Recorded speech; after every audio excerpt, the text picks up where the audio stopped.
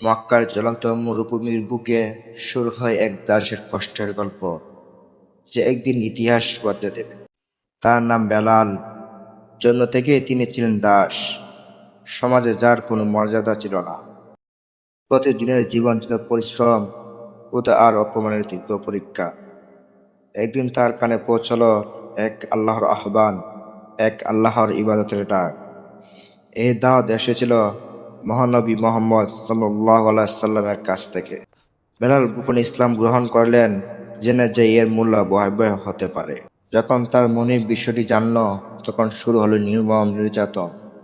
দুপুরে তপ্ত রোদে তাকে মরুভূমির জ্বলন্ত বালুর উপরে ফেলে রাখা হতো। সূর্যে আগুন আর বালুর তাপ তার শরীর পুড়িয়ে দিত। তার বুকের উপর চাপিয়ে দেওয়া হতো ভারী পাথর, যেন শ্বাস নেওয়াই কঠিন হয়ে যায়। তাকে বলা হতো ইসলাম ত্যাগ করো, মোহাম্মদকে অস্বীকার করো। কিন্তু তার শুকনো ঠোঁট থেকে বের হতো একটাই শব্দ, আহাদ আহাদ আহাদ। আহাদ অর্থ আল্লাহ এক, এক পদ তিনি উপাস্য। প্রতিটি আঘাতে তার শরীর দুর্বল হতো, কিন্তু ঈমান আরো দৃঢ় হতো। দিনের পর দিন তাকে খাবার ও পানি থেকে বঞ্চিত রাখা হতো। কখনো তাকে দড়ি দিয়ে বেঁধে মক্কা রাস্তায় টেনে নিয়ে যাওয়া হতো।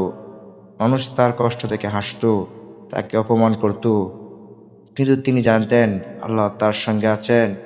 রাতে কত বিক্ষত শরীর নিয়ে তিনি আকাশের দিকে তাকিয়ে আল্লাহর উপর ভরসা রাখতেন।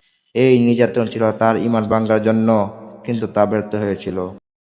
দাসত্বের শিকল তার শরীরকে বেঁধেছিল, কিন্তু তার আত্মা ছিল মুক্ত। মৃত্যুর ছায়া ঘনিয়ে এলেও তার কণ্ঠ থামেনি।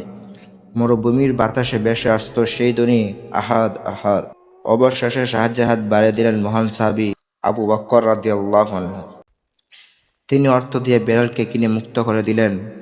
দাসত্ব শেষ হলো, কিন্তু শরীরে রয়ে গেল নির্যাতনের চিহ্ন। তার কষ্ট তাকে দুর্বল করেনি, বরং করেছে আরও শক্ত। একজন নির্যাতিত দাস হয়ে উঠলেন ঈমানের প্রতীক। তিনি প্রমাণ করলেন সত্যের প্রতি দৃঢ় থাকলে আল্লাহ সাহায্য করেন। হযরত বিলাল ইবনে রাবাহ রাদিয়াল্লাহু আনহু এর আহাদ আজও আমাদেরকে শেখায় ঈমান সব কষ্টের চেয়েও শক্তিশালী।